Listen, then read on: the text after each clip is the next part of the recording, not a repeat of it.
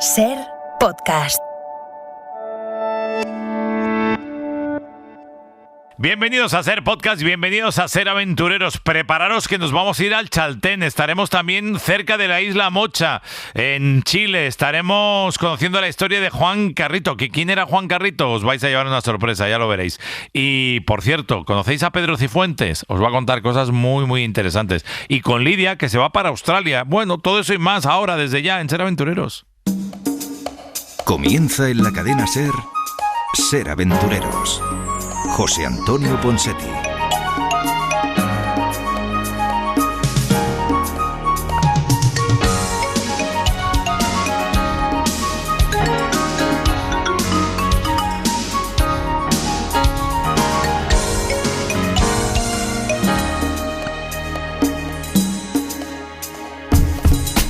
Is this thing on? Word. So what, we get drunk. So what, we don't sleep. We're just having fun. We don't care who sees. So what, we go out. That's how it's supposed to be. Living young and wild and free. ¿Qué pasa, aventureros? Buenos días, bienvenidos. Aquí estamos levantando y madrugando como Dios manda. Gracias por acompañarnos una semana más a través de la cadena SER, a través de la cadena SER en la península, a través de las emisoras de Mallorca, Ceuta, Melilla, Canarias. Ahí estamos todos, Baleares enteras nos escuchan, que he dicho solo Mallorca, perdonadme, Baleares enteras. Es que me llevo Mallorca porque llevo unos días con antojo de ensaimada. No sé si os pasa lo mismo. Hay mañanas que te levantas y dices, coño, me haría yo, ¿no?, un colacao con un trocito de ensaimada rica ahora mismo. Y claro, ahora me dirán, pero escúchame, que la ensaimada buena igual es la de Ibiza o la de Formentera, claro, o la de... ¿No? Buenos días. Hola de Menorca, buenos días, Ángel Colina, ¿cómo estás? Buenos días, José. No, digo que las dos son buenas, porque las hemos probado, además. Sí, pero tú eres más de churros, con lo cual no vas a entrar en este debate conmigo. A ver, yo me adapto. Yo me lo como todo. Claro.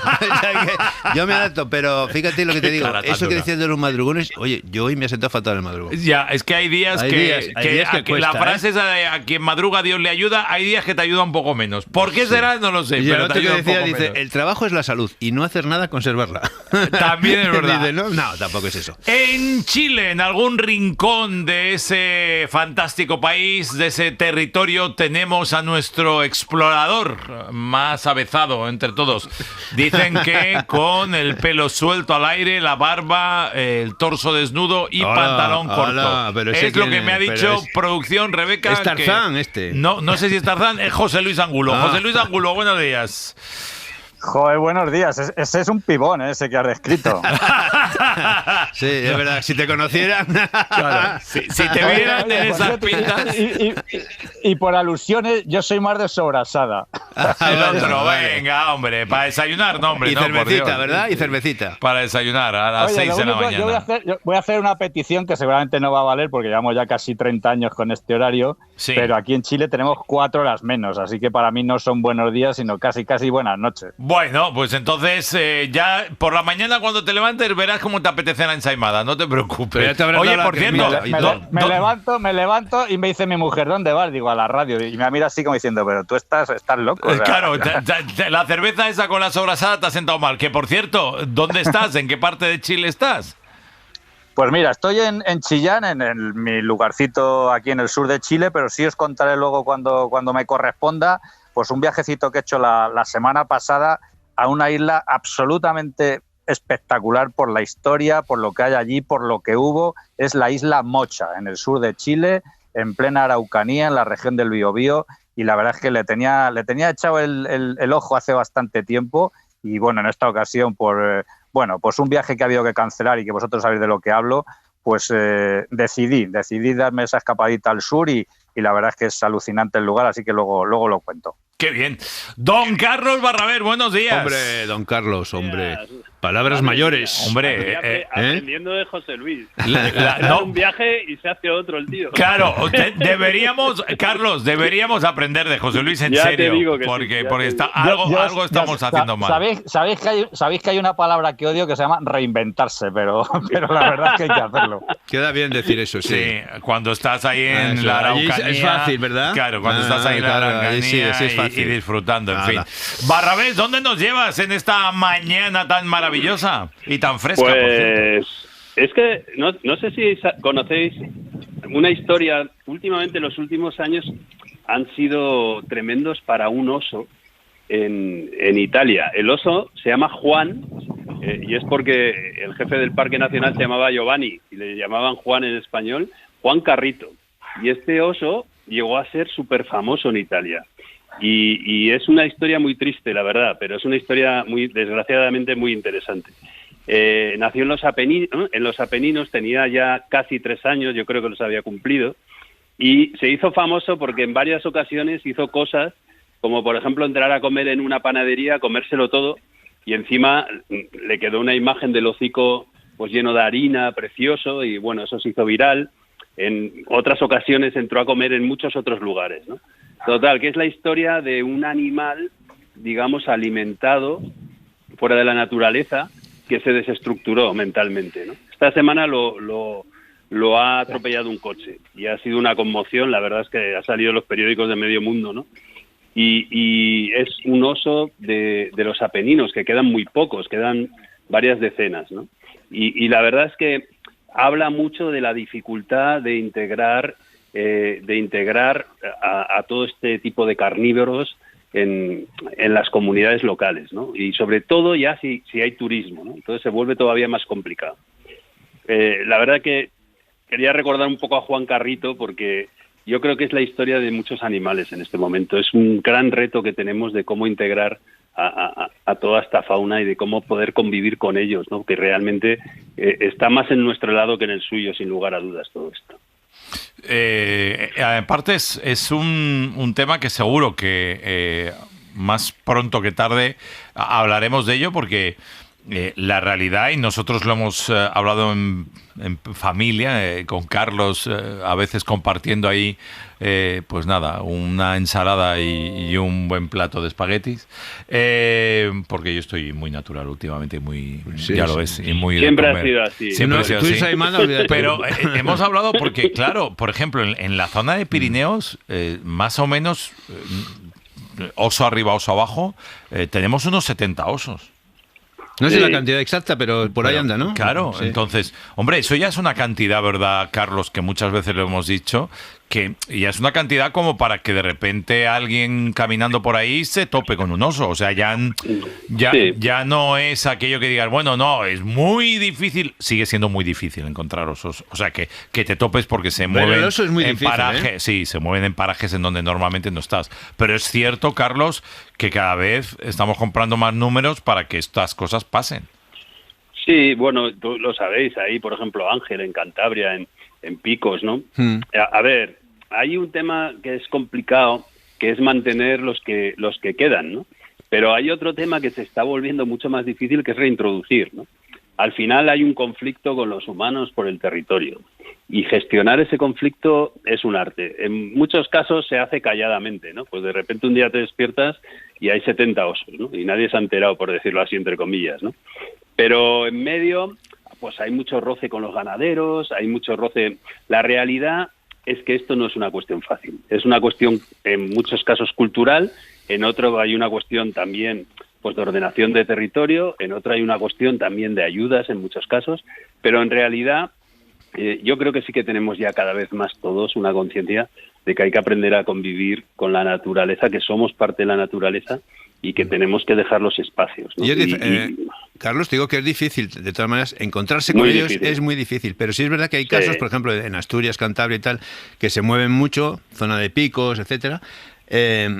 Es difícil encontrarse con ellos. Lo que ocurre es que hay veces, pues, que de repente hay una madre que baja con sus crías y te la puedes encontrar en mitad de una carretera. Y eso, por ejemplo, jaleo, sí. Claro, porque hay casos que... Escúchame, dejando a los osos aparte, que es un mundo aparte, que nada tiene que ver, pero la realidad que tenemos ahora no quiero mentir con la cifra, que me perdone alguien si miento, porque igual no es exacta. Hablo de memoria. Esta semana, en la zona de Cataluña, ya estaban advirtiendo que creo que 3 de cada 7 accidentes son provocados directamente por jabalís. 3 de cada 7 accidentes. O sea, imaginaros el volumen de animales que tiene que haber para que 3 de cada 7 accidentes en zona de montaña sea provocado por jabalí. Esto que crea a veces la polémica de la caza y todas estas cosas, ¿no? Que digo yo por ejemplo, a mí no me gusta la caza. Pero bueno, yo tengo familiares que cazan y me dice el otro día uno de ellos que había mirado, dice, hemos pillado unos cuantos jabalís y tal. Creo que, claro, es que hay una cantidad de jabalís. Si no se controlara eso, ¿qué pasaría? No lo sabemos, yo no lo sé. El problema es que no hablo ni a favor ni en contra de la caza, pero que todo el mundo me conoce muy y mucho. Pero sí que es cierto que por el camino nos hemos cargado a depredadores naturales que sostenían el medio ambiente. Dígase el lobo, con todo lo que supone hablar del lobo en positivo o en negativo. Claro, exactamente. Ese es el tema. Dígase, bueno, el oso también será otro animal que y la pandemia, mantendrá el equilibrio. Esos 2 años, claro, y casi prácticamente 2 años, ¿no? Lo que se ha hecho se ha hecho con los buitres y las famosas buitreras, ¿no? ¿Cómo le llamábamos eso, a revés, que me dijiste el nombre? Eran buitreras que se les daba de comer antes y ahora no. Y loberas, que también había loberas. Y ahora, por ejemplo, atacan de manera clara y evidente a terneros recién nacidos, a vacas, o sea, a ovejas, a crías, sí. Hay un follón con todo esto que insisto, que antes o después abriremos un debate. Vaya la que has traído hoy con Juanito. Nada, que mira, hay un tema muy importante aquí, que es que tiene que hacer noches de 20 bajo cero, ¿sabes? Porque las temperaturas extremas siempre han regulado la fauna, la flora y es supervivencia pura. Y claro, cuanto más calor tengamos, pues más nos va a cambiar el tema, ¿no? La verdad es que en todo esto ahora mismo yo creo que se necesita un pensamiento un poco más amplio, ¿no? Y se necesita encontrar una manera. Hoy por hoy lo que hay es un poco de naturaleza descontrolada, por decirlo así, ¿no? Vale. Y dicho esto, yo soy más de naturaleza descontrolada. Pero yo también soy de naturaleza descontrolada. Hay una cosa que le pasó a Juan Carrito, al oso, que es que Juan Carrito, una cosa que me gusta es que se llamaba M20.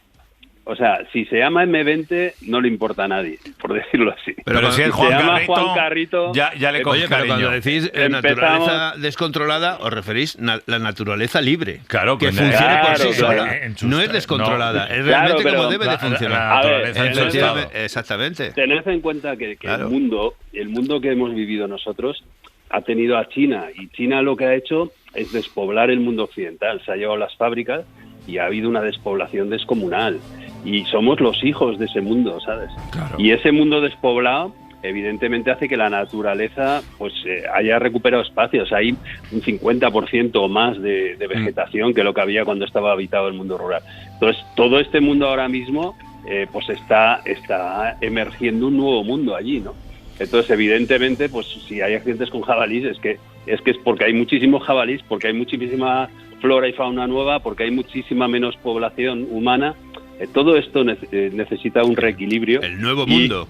Y es el nuevo mundo. Ese que yo no voy a conocer, afortunadamente. Yo que he tenido la suerte, como vosotros que estáis en la mesa, y probablemente muchos de los oyentes que nos escuchan, de viajar mucho por el mundo y de vivir mucho tiempo, y de mis larguísimas estancias en Kenia, especialmente en África, y claro, en aquella época y a día de hoy, llevas una protección especial en la parte frontal de tu coche, precisamente para evitar que si tienes un accidente con un animal, el animal termine dentro del coche y el otro día, tú conoces bien mi Land Rover y sabes que llevo esa protección. Y el otro día, estando en Menasque, me decía alguien del pueblo, no diré quién, me decía: vamos a tener que volver todos a montarnos esto, porque a mí se me ha olvidado, Carlos, que la gente de campo también llevaba esas protecciones. Claro. A ver, el mundo volverá a cambiar. Ahora viene la energía limpia y barata, y eso hará otro mundo. En 50 años esto será otra historia. Pues vamos a ver si es verdad. No te muevas de ahí, que tengo muchas cosas que contar, y lo vamos a hacer a partir de ahora, ya veréis.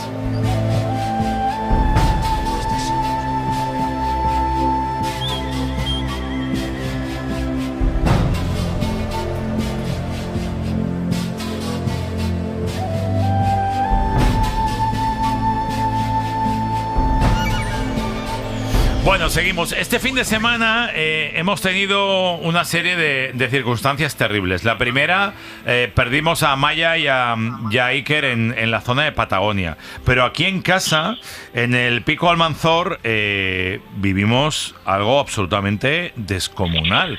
Con las bajas temperaturas, con el frío, con la nieve, con la gente que se echó a la montaña. Bueno, me contaban mis amigos del Grame que tuvieron que rescatar hasta 8 personas de todo tipo, gente con extremidades rotas, bueno, lo que os imaginéis. Y un montañero portugués perdió la vida también, ¿no? Entonces, claro, cuando la nieve llega, y yo sé que hay mucha gente que le apetece así ir a la montaña, jolín, un par de dedos de frente, o sea, un poco de sentido común. Hay situaciones en las que hay que pensárselo si estás preparado para asumir los riesgos que supone salir a la montaña y tomar esas decisiones y no terminar rescatado por la gente del Grame, que desde aquí un abrazo enorme y que, insisto, que ha hecho un trabajo bestial este fin de semana. Incluso me llamó el alcalde de Ávila, todo asustado y preocupado por todo lo que estaba pasando en sus alrededores, que es muy, muy, muy oyente de Ser Aventureros y que nos quiere llevar de programa por ahí. O sea que ojalá que estemos pronto por ahí, Jesús Manuel, que ojalá que estemos en Ávila un día de estos. Y la otra, me voy a la Patagonia y ahí está fenomenal que esté Barrabés y que esté José Luis Angulo, que le tengo ahí en Chile, no por el accidente que se llevó desafortunadamente la vida de Maya y de Iker, sino porque ahí tenemos un amigazo del programa que es Pedro Cifuentes, que ha estado por aquí ya en alguna otra ocasión. Y mi charla con él durante todo el fin de semana, aquí íbamos hablando precisamente de si iban a poder rescatarles o no, de qué iba a pasar. Mi charla con él era, pero ¿qué está pasando en esa parte del planeta, Pedro? Y me decía, pues lo que está pasando en todos lados, José Antonio, bueno, realmente me decía Ponce, porque él me llama Ponce. Me decía, Ponce, es que el tema del calentamiento global es tal realidad, el cambio climático es tal realidad, que se caen las paredes a trozos, tío. Que se está cayendo todo y que todo está muy complicado. Pedro Cifuentes, buenos días. Hola, ¿qué tal? Buenos días. ¿Cómo estás, amigo? Me encanta escucharte de antena. Gracias por tu ratito. ¿Dónde te pillo? ¿En dónde estás? Pues ahora mismo me pillas en el pueblo del Chaltén, que está ubicado en la Patagonia Argentina, justo a los pies del Monte Firroy y del Cerro Torre. Muy bien. Supongo que no hay ningún tipo de última hora en torno al accidente de estos dos compañeros que dejaron su vida ahí en la montaña, ¿no? Desgraciadamente no hay ningún tipo de movimiento, todo sigue igual y bueno, pues aquí en el pueblo estamos esperando pues a ver si el tiempo cambia o a ver qué decisiones se toman, aunque bueno, la comisión de auxilio la decisión ya la tiene tomada desde hace ya algunos días. Sí, que no se puede ir y no se puede ir. A ver, Pedro, ¿cómo le vas a explicar a la gente? Y te querrán preguntar todos, te quiere preguntar Barrabés, te quiere preguntar José Luis y Ángel, pero ¿cómo le explicamos a la gente lo que está pasando y lo que estáis viviendo, ¿no? Porque estáis frente a montañas de 3.400, 3.500 metros con dificultades técnicas importantísimas, pero el problema no es este, Pedro. El problema es que el planeta está cambiando, que esto ya no sabes dónde te metes. Efectivamente. Aquí yo he venido ya aquí a la Patagonia como 28 veces, llevo viniendo desde el año 2000. Entonces he visto cambiar un montón los glaciares, he visto cómo están retrocediendo, he visto cómo cada vez hace más calor aquí. Cuando yo antes venía y raro era el día que no hacía viento, que no llovía, pero ahora hemos estado como 4 o 5 días con un calor que podías ir por la calle incluso hasta en manga corta, que yo eso nunca lo he visto anteriormente. Claro, todo eso pues tiene unas consecuencias y las consecuencias pues son esas que estábamos hablando ahora mismo, que los glaciares se están rompiendo, la nieve y el hielo está cada vez más inestable, hay más desprendimientos y más avalancha en ese sentido, claro. Qué barbaridad. Sí, yo por añadir un poquito a lo que cuenta aquí nuestro amigo, añadiré, yo la zona la conozco bien, también el Cerro Torre, el Firroy, todo ese sur argentino, sur chileno. ¿Estáis cerca o no, José Luis? Porque tú estás exactamente en... Yo estoy más o menos a la mitad, no, estamos lejitos. Yo tendría que tirar hacia el sur de Chile, hacia los campos de hielo sur y luego, bueno, por ahí no se puede cruzar, pero estamos lejos. Pero sí que la zona la conozco y un poco por redundar lo que decía nuestro compi, yo la primera vez que estuve en el Chaltén, estamos hablando de hace, pues sí, quizás 20 y muchos, 30 años, el Chaltén en invierno se cerraba. O sea, era un pueblo que se cerraba, las condiciones invernales eran tan inhóspitas que nadie se quedaba a vivir. Entonces, bueno, en verano, por supuesto, pues para las expediciones, para los trekking, para, bueno, pues más allá de esos picos emblemáticos, se pueden hacer paseos maravillosos, pero en invierno el Chaltén se cerraba. El pueblo, digamos, desaparecía. A día de hoy todavía en el pueblo, o sea, ahora está el pueblo de turistas hasta arriba, hasta a reventar, no hay ni una sola plaza de hotel libre, y en invierno a lo mejor quedan aquí 200 personas, ¿me entiendes? O sea, hay una bajada drástica todavía en ese sentido del invierno, ¿eh? Claro, pero un poco redundando lo que tú decías, pues que efectivamente las condiciones lamentablemente para la montaña se están haciendo más, o bueno, para la gente se están haciendo más agradables, pero para la montaña y para estos picos que, como decía Ponseti, no son tremendamente altos, pero son tremendamente complicados.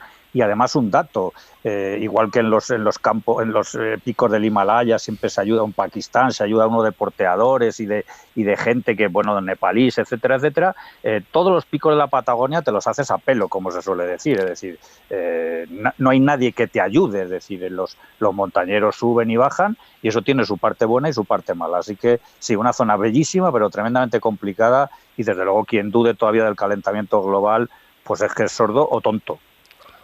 Sí, Pedro, yo te quería preguntar una cosa, o que nos explicaras un poquito, para la gente igual que no tiene tanto conocimiento de la montaña, el tema de las avalanchas, ¿no? Es decir, que muchas veces se piensa que hay que estar a una altura determinada importante para tener una avalancha, y no es así, es decir, que a 2.000 metros te puede coger una avalancha, y ahora mismo con lo que decía Ponseti del cambio climático, esto está provocando que al fundirse la nieve y tal, arrastra piedras, ¿no? Yo te lo he oído explicar a ti, si nos puedes contar un poquito cómo es todo eso. Sí, bueno, yo creo que ver la diferencia más notable entre lo que son los glaciares de Europa y los que son los glaciares aquí en la Patagonia está más o menos muy claro. Entonces, en Europa los glaciares más o menos suelen ser bastante planitos, no tienen mucho desnivel.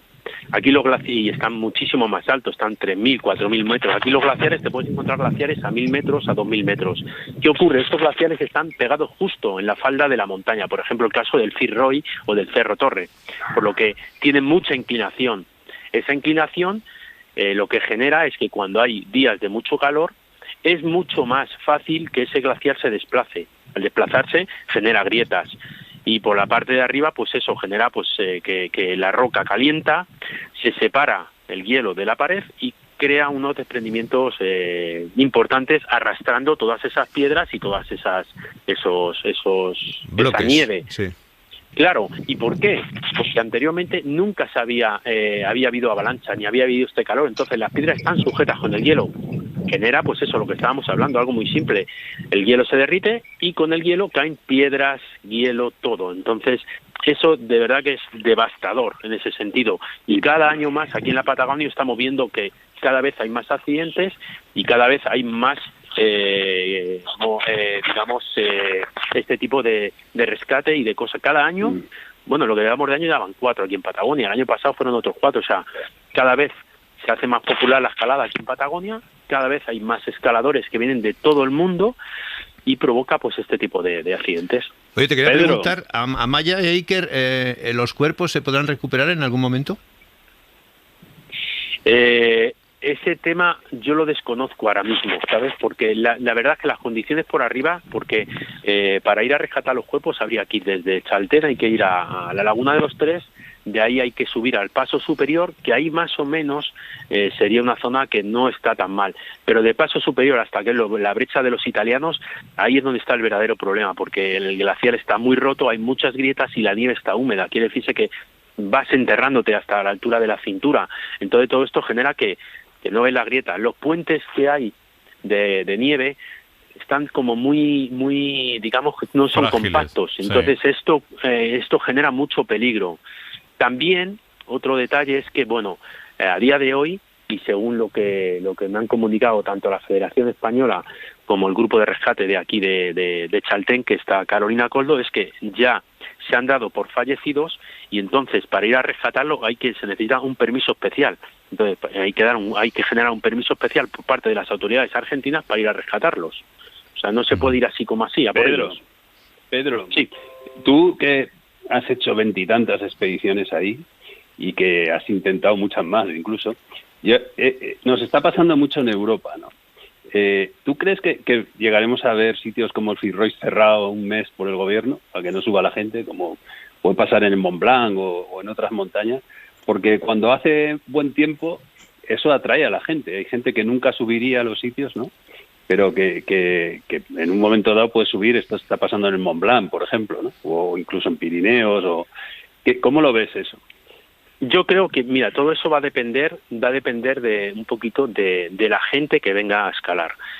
Si la comisión de auxilio, que es la que gestiona todo el tema de accidentes y todo eso, en un momento dado yo creo que ellos se ven desbordados por todos los accidentes, llegará un momento que se puede dar el caso de que sí, de que cierren, pues por eso, por la cantidad de accidentes que va a cometer ahí, porque tanto para subir por una cara o por el otra tienes que pasar por glaciares.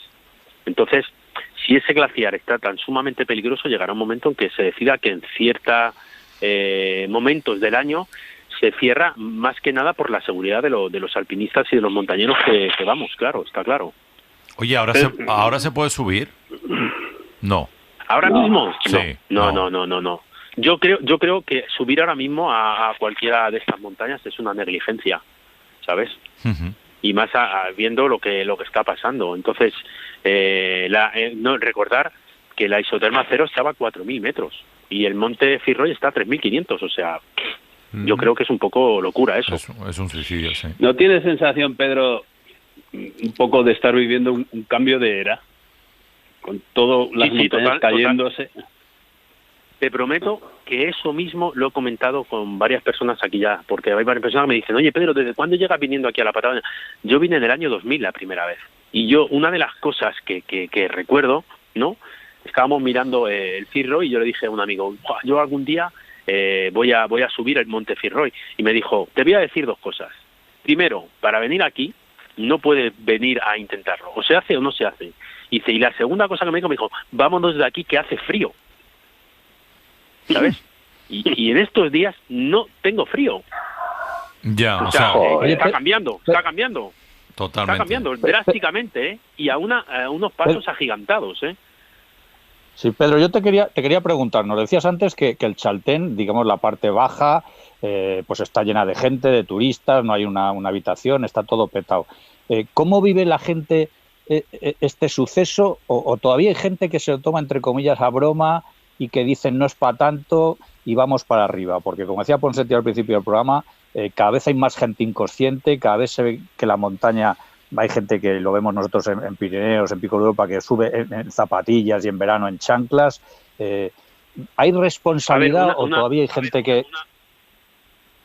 Una pequeña cosa que te quería preguntar. Cuando dices gente, ¿te refieres a los montañeros alpinistas o al turista? Al turista. No, me refiero al turista, al que va a hacer un trekking, al que va a hacer un paseo y que dice, bueno, pues joder, no será para tanto, vamos a subir, ¿no? Evidentemente. Mira. Lo del turismo, gente que viene aquí a ver estas montañas, porque todo el mundo que viene, la mayoría, porque me lo han recomendado, porque me lo han dicho, porque lo he visto en foto, esa gente sube para arriba y no sabe a lo que va, de verdad. O sea, desde el pueblo hasta la Laguna de los Tres, que es el mirador más, digamos, más popular aquí en la zona y que desde ahí se ve el Fitzroy con la laguna, la gente sube ahí y yo en ese trayecto me he encontrado gente de todo tipo, o sea, he encontrado gente con zapatos, me he encontrado una señora con un bolso, me he encontrado un señor que va en chanclas. Oye, es un trekking, podríamos catalogarlo como de media alta montaña y que arriba no tiene nada que ver la temperatura que hay arriba con la que hay abajo. O sea, en un momento dado te cambia la temperatura y estás o con frío o con lluvia o con síntomas de hipotermia. Entonces, toda esa gente antes de subir debería de concienciarse, informarse y planificar el viaje. Que no es que quiera decirse que tenga que ser una expedición de 20 días, no. Es un viaje que son 5 horas para allá, 5 horas de vuelta. Entonces, en esas 5 horas en la Patagonia, como todos sabéis, el tiempo puede cambiar, puede pasar de estar con sol, pasar lluvia, bajar la temperatura a 0 grados, entonces hay que estar preparado para todo eso. Entonces, y luego también un poquito también digamos de un poquito de forma física, y si ves que no llegas, oye, date la vuelta, sé sensato, para abajo, claro. Y para abajo, y no pasa nada. Sí. Lo que me estaba acordando de una anécdota que estaba contando lo de las señoras con el bolso y tal. Yo recuerdo una vez en Picos de Europa, pero en mitad de los picos, encontrarme con una familia y preguntarme si había una pizzería por la zona. Te lo juro como Dios. En mitad de... Sí, y dijiste, pues no parece. Pues mira, yo dije, no sabía ni qué contestar. Te lo juro, me quedé tan así que no sabía qué contestar. Esto siempre es complicado porque siempre todos queremos democratizar el acceso, ¿no? A las cosas, a los sitios, ¿no? Y luego, yo qué sé, pones las redes sociales gratis y abiertas y mira la que salía, ¿no? O sea, Y otra, o sea, arriba te puedes encontrar gente con el teléfono buscando cobertura, pero ¿cómo va a haber cobertura ahí? No hay cobertura. Claro. ¿Dónde buscas cobertura? Sí. Voy con la última que lo vamos a dejar aquí. Pedro, entiendo que tal y las circunstancias que hay ahora, la temporada se da por terminada. Quiero decir que aquí hasta que no cambie esto es difícil hacer por ahí este tipo de picos, ¿no? Pues mira, yo venía con la idea de escalar el Cerro Torre en solitario, ¿sabes? Porque sería, digamos que hice en su día las Torres del Paine, el año pasado hice el Cirro y sería pues el icono, la última montaña que me queda por hacer por aquí sería el Cerro Torre. Me he estado informando y bueno, por la parte que yo quería ir, que era por la vía, por la Rainer, que es la que da al campo de hielo, pues no hay continuidad en la zona mixta. O sea, antiguamente ahí había un montón de hielo, tú ibas con los crampones piolet hasta arriba. Ahora parece ser que ha habido un desprendimiento grande y no hay continuidad. O sea, esa parte de mixto no se sabe todavía cómo solucionarla. Entonces yo estoy pensando o en volver en invierno o en otra época del año, porque ahora mismo es inviable, no se puede subir por ahí. Querido, y bueno, y luego, dime, perdón. Y luego, pues eso, a raíz de, por ejemplo, del accidente que ocurrió el año pasado en el Cerro Torre, que estaban ahí implicados, pues el Conrad y el argentino, la verdad es que se hace muy complicado debido a eso que estamos hablando durante todo el programa: avalanchas, cambio climático y accidentes. O sea, va todo unido. Pedro Cifuentes, desde el Chaltén, un abrazo enorme, amigo, gracias, como siempre. Cuídate mucho, para disfrutar.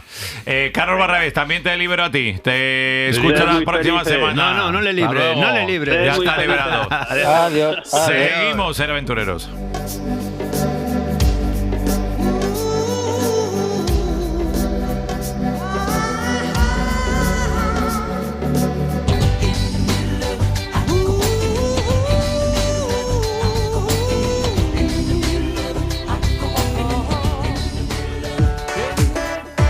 El humor está en la SER. El gobierno se abre a reformar el delito de dar el coñazo con el puñetero prusés. Los expertos temen que reformar el delito de dar el coñazo con el puñetero prusés provoque un aumento de gente dando el coñazo con el puñetero prusés. Una señora en el lecho de muerte encarga a su hijo el envío del meme diario de Buenos Días. Sus últimas palabras fueron: morir no cuesta nada, lo que cuesta es madrugar los lunes. ¡Buenos días! Cadena SER, la radio con mejor humor. Muchachos, quiero que conozcáis a mi amigo, a mi mejor amigo. Oiga, ¿cómo se llama? Triquiñuelas. Tanto gusto. El gusto es suyo.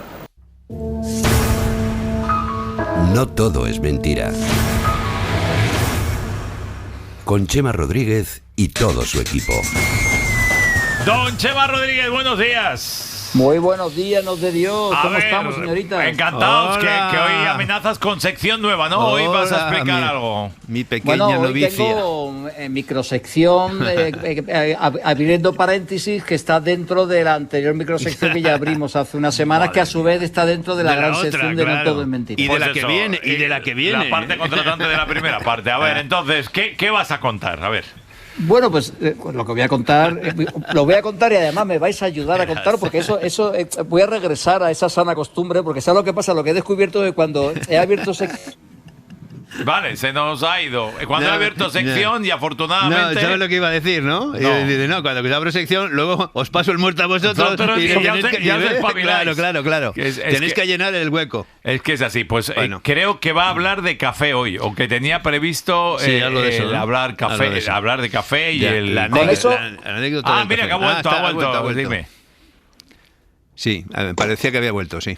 ¿Has vuelto o no has vuelto? Te vamos a llamar por teléfono. Te vamos a llamar por teléfono porque tenemos algún problema, ¿no?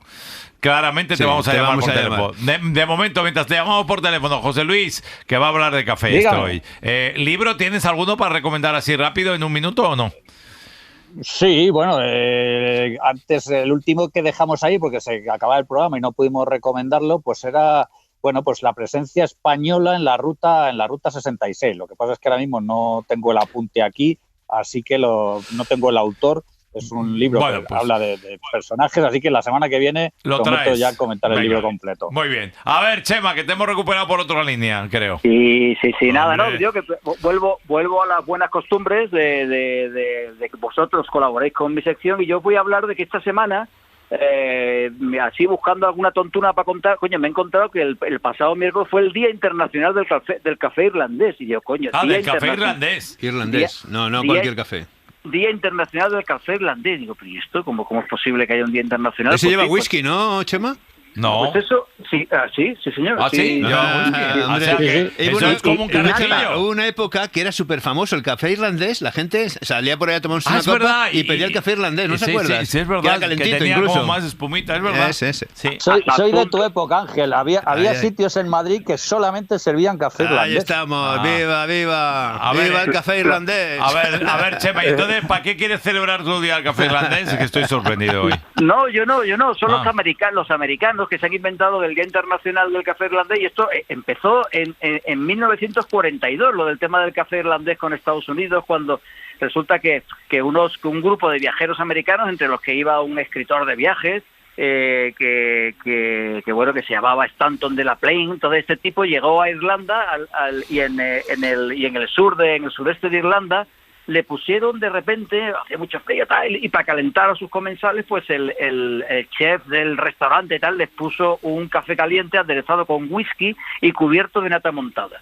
Entonces resulta que los viajeros fliparon cuando llegaron a Estados Unidos, lo contaron, la gente no se imaginaba que eso pudiera existir, y se empezó a popularizar tanto de tal manera que en Estados Unidos, sobre todo en la costa oeste americana, en Los Ángeles, aquello se convirtió en una auténtica revolución, hasta el punto de que hace unos años pues comenzaron a organizar lo que se llama el Día Internacional del Café Irlandés. Y yo digo, bueno, esto es una buena presa para que contemos, es decir, ¿cuál es el lugar del mundo donde habéis comido el mejor o el peor café, donde habéis bebido el peor o el mejor café de vuestra vida? Yo, en mi caso, fue Etiopía. ¿El mejor o el peor? El mejor café. En mi caso, el mejor, y lo digo así, con todas las palabras, en Colombia. Ajá. Yo tengo el mejor siempre, bueno, es en Italia, pero el que yo quiero contar es el peor. ¿Cuál es el peor tuyo? El peor mío fue en el río Paraguay, con la ruta Quetzal, viajando en 2 barcos que llevaban unos depósitos de agua que hacía 3 años que no se limpiaban. Entonces, con de ese agua bebíamos todos, los niños y los cafeteros, como yo, que yo soy muy cafetero, y claro, ese agua no hervía. No llegaba a hervir el café, templadito y tal, pero no llegó a hervir. Bueno, eso me di cuenta después cuando los 300 que íbamos, 350... Estuviste repoblando la selva, unas ¿no? diarreas, pero es que... No, pero es necesario. Pero lo mejor de todo es que había 10 personas que no probaban el agua. Sí. Para no decir otra cosa. Esos no la pillaron. Esos no la pillaron. Pero el resto... Oye, yo perdí 6 kilos, ahí, Ojo, con eso. Tranquilo que ya los has recuperado. Ojo con eso que se ha recuperado. José Luis, ¿mejor o peor? Pues mira, uno de los mejores, como tú también decías, Colombia, Costa Rica, exquisitos cafés, pero yo me voy a Buenos Aires. Buenos Aires, la verdad es que hay cultura de café y sobre todo por las tardes, la merienda. Todo el mundo se toma sus cafetitos, sus pequeños croissants, la 11 que llaman allá y aquí en Chile. Sí. Así que, bueno, me quedo con eso por el ambiente café. La facturita, exactamente, por el ambiente cafetero que hay, pero sin duda quizás el mejor en cuanto a calidad en ese triángulo cafetero colombiano. Sin ninguna duda. Pero yo en Italia creo que hacen un café maravilloso. Tú tienes un expreso, yo también. Pero bueno, es que puede ser un café colombiano el que te dan también. En España tampoco es malo el café. No, y hay zonas en España, sitios donde el café es muy bueno y otros en el que es espantoso también. Claro. Te voy a poner unos deberes para la semana que viene, Chema. Te voy a despedir ya, pero ha dicho una palabra José Luis que es importante, que me preguntaban el otro día. ¿Hasta qué hora se puede merendar? Bueno, pues me parece una... Y en Argentina, por ejemplo, hay tradición de merienda. En España también bueno, hay tradición siempre y cuando de merienda. no haya partido. Pero si hay tradición de merienda en el mundo... Si hay partido, no hay merienda. Aquí no merienda nadie. Ahí te lo dejo, Chema. Para la semana que viene, sección merendamos de hasta qué hora se puede merendar. Muy bien, perfecto. Pues ahí lo tenemos. Un abrazo, amigos. Seguimos.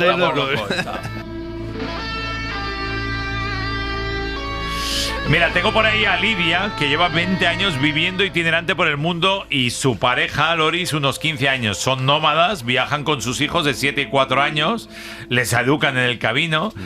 Me ha hecho mucha gracia porque cuando preparábamos este tema, Ángel y yo decíamos, joder, ¿cómo se puede vivir 20 años viajando? Lidia, ¿cómo estás? Buenos días. Hola, ¿qué tal? Buenos días. Hola, Lidia. A ver, cuéntanos el secreto, porque nosotros seríamos felices llevando 20 años viajando. Nosotros viajamos a través de la radio, pero viajando físicamente como tú 20 años me parece una... Pero vamos, bueno, y cuando nos pagaban el viaje loco, también viajábamos, ¿no? Claro.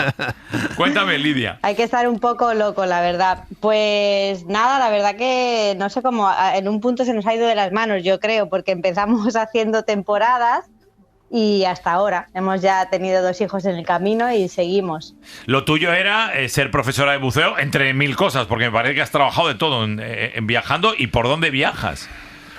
Sí, yo, bueno, empecé un poco haciendo de mochilera y por el camino empecé a hacer pues cositas, trabajaba mucho en hostelería, hoteles y tal, y me hice profe de buceo y eso me permitió pues viajar a otros sitios mucho más lejanos y chulos, ¿no? Digamos que con el presupuesto de mochilero no puedes llegar, y poco a poco así me fui recorriendo el mundo y me junté con Loris, que hacía lo mismo pero siendo chef. Entonces, bueno, pues estos trabajos nos han permitido viajar mucho y por el camino pues ya tuvimos hijos y cambiamos, nos fuimos flexibilizando, ¿no? Yo creo que el viaje te hace ser súper flexible y reinventarte muchas veces. Por cierto, ¿dónde estáis? Ahora mismo estamos en Italia recogiendo cositas porque nos vamos para Australia, así que estamos haciendo maletas.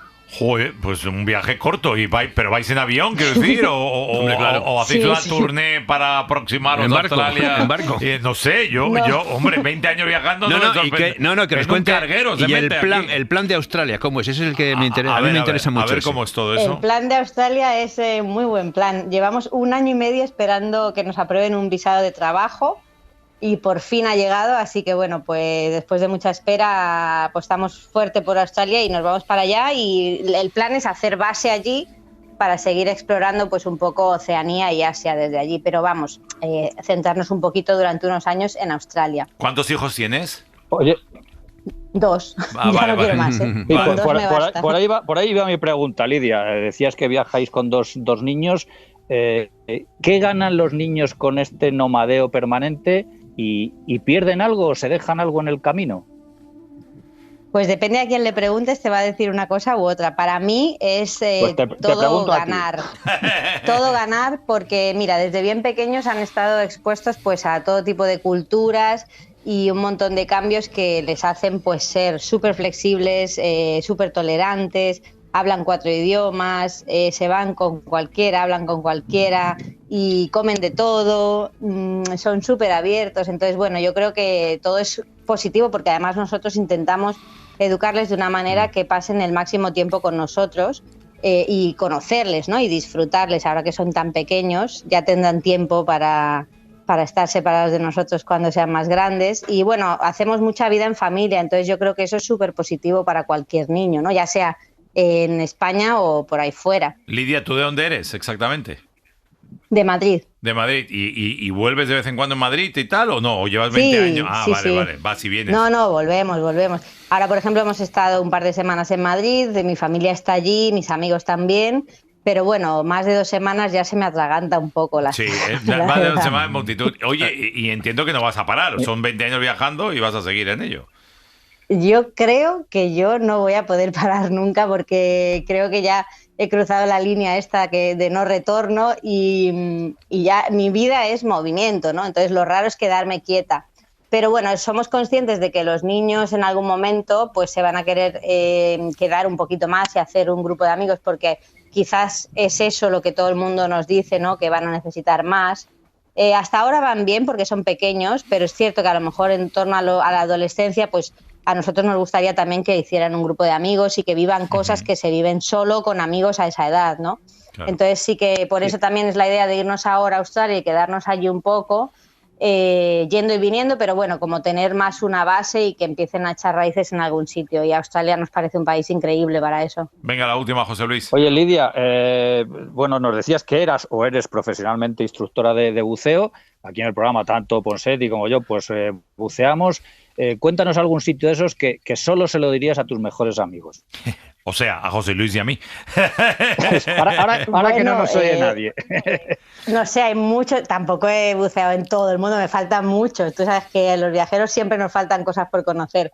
Pero a mí me gustan mucho los tiburones, entonces cualquier sitio que haya tiburones va a ser fantástico. Bahamas, por ejemplo, me encanta.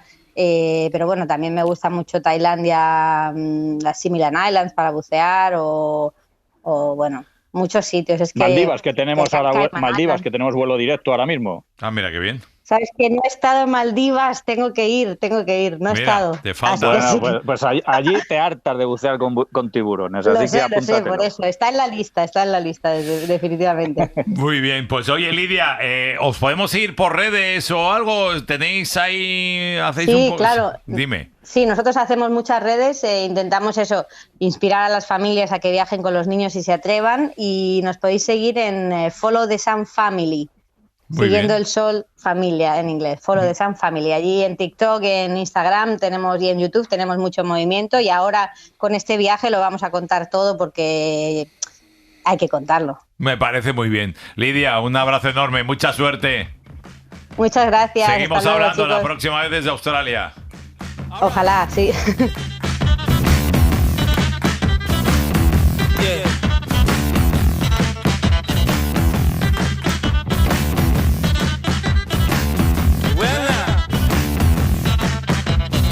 I must admit, I can't explain any of these thoughts racing through my brain. It's true. Baby, I'm howling for you. Ser Historia con Nacho Ares. Jesús Callejo, hay muchas cuevas en Cantabria y realmente hay una que quizás es el icono, ¿no?, a partir del cual surge toda la historia que relaciona Cantabria con la prehistoria, que es Altamira, ¿no? Fue un poco esa puerta abierta que sirvió para darnos cuenta de que nuestros antepasados eran mucho más inteligentes de lo que pensamos, que pintaban de maravilla y efectivamente, como se ha especulado, posiblemente muchas de las pinturas no fueran hechas por hombres sino por mujeres. Las curiosidades, misterios y enigmas de la historia en Ser Historia con Nacho Ares. Siempre que quieras en Ser Podcast. Vayas donde vayas, Cadena Ser. ¿Pero es que me has olvidado? Pues yo. Sí, ya has olvidado aquellas noches de junio en la Riviera cuando los dos contemplábamos el cielo. La noche que bebí champaña en tu zapato, 2 litros. Hubiera cabido más, pero llevabas plantilla.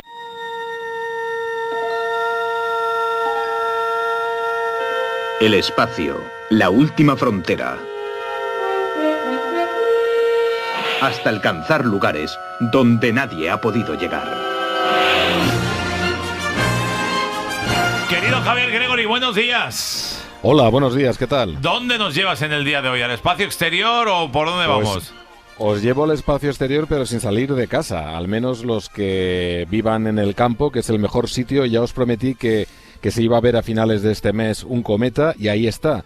Es un cometa que tiene el nombre un poco complicado, entonces la gente le ha puesto el nombre del color. Es un cometa verde. Le llaman el cometa verde, y la verdad es que se está espectacular y que ya este fin de semana es un buen momento para verlo, porque además la luna todavía no brilla demasiado, con lo cual es bueno madrugar, mirar hacia donde está la estrella polar, es el mejor momento para verlo en el donde está la estrella polar, y la verdad es que es un sitio bastante fácil de ver, y a la vez también si madrugamos tenemos un doble espectáculo, porque también podemos ver estas madrugadas cuando todavía no ha salido el sol, cuando todavía está oscuro, a punto de salir el sol, podemos ver también Mercurio. Pero bueno, centrémonos en este cometa porque, como os comenté, hace 50.000 años que no nos visita.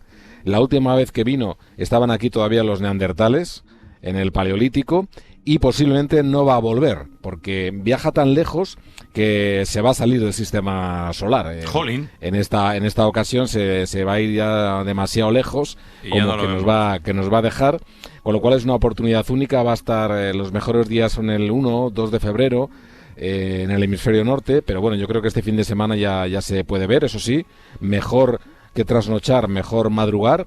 A eso de las 5 de la mañana, 6 de la mañana, 7 incluso, es buena hora. Hay que ver a la Osa Mayor, la Osa Menor, la estrella polar y ahí está. Y luego, para los que les parezca poco esto de los cometas, pues astrónomos, lo ha destacado, fíjate, esta semana la mismísima NASA, astrónomos españoles han descubierto 2 planetas como la Tierra, muy parecidos a la Tierra, que están relativamente cerca, 16 años luz, y que dan vueltas a una estrella enana marrón, que una estrella son pequeñas, son estrellas, pero viven más que nuestro Sol, por ejemplo, ¿no? Y que son potencialmente habitables. Así que, bueno, están todavía muy lejos, es decir, que habría que viajar 16 años si viajáramos a la velocidad de la luz, algo que todavía es inalcanzable, pero bueno, que quizá en el futuro pues puedan estar al alcance de los seres humanos que tengan que, por desgracia, irse a otro planeta habitable, buscar otra alternativa, porque lo habremos destrozado. En fin, esperemos que no llegue. Esperemos que no. Pero bueno, muy bien. todavía estamos a tiempo. Y luego solo un ruego, por favor, no leáis las noticias en los periódicos de que el núcleo de la Tierra se ha frenado, se ha parado, porque no es verdad. Ha habido aquí un desastre con el bajo nivel de los periodistas en España, el fake news, el bajo nivel científico, que muchos han leído algo y lo han publicado y se han todos, puesto a exagerar, como si fuera una película de Hollywood.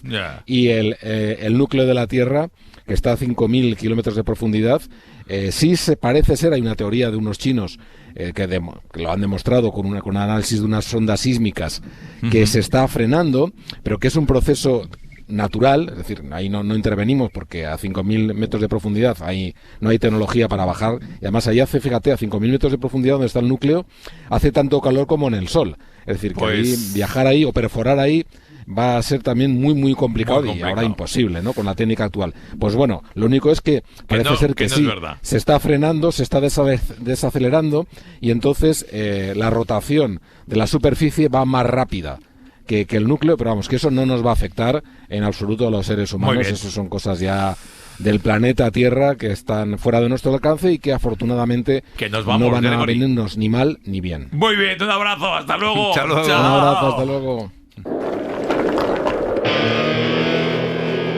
Nuestro pequeño gran hombre de las nieves, Alfonso Ojea. Don Alfonso, que hoy nos hace un pequeño aperitivo porque le tengo por Panticosa, por Cerler, ¿por dónde andas? Estamos en Cerler, a punto ya de iniciar el regreso hacia la capital, mi querido Ponseti. ¿Qué tal? ¿Cómo ha ido estos días de Pirineos y de frío? Bueno, hemos recorrido todo el cordal pirenaico, desde el Valle de Tena hasta aquí, hasta la Ribagorza, Alta Aragonesa. Impresionante la nevada y el frío. Simplemente darte el detalle de que el otro día se llegó en el Portalet a una sensación térmica de menos 24.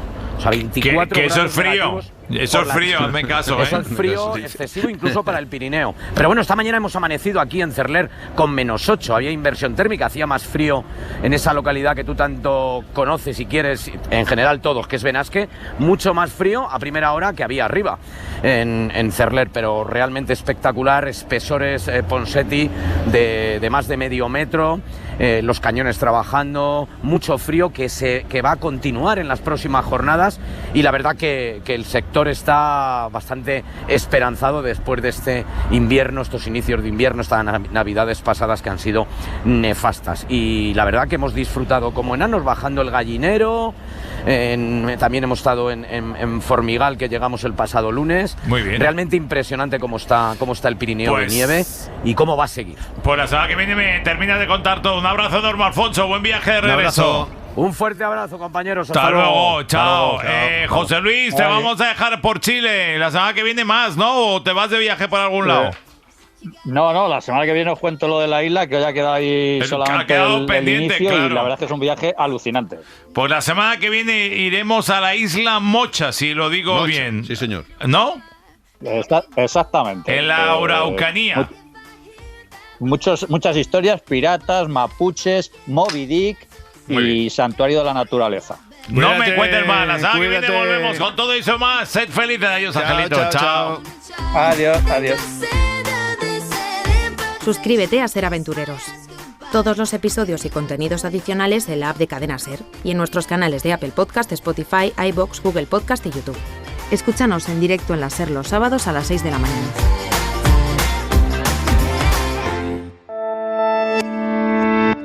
SER. La radio.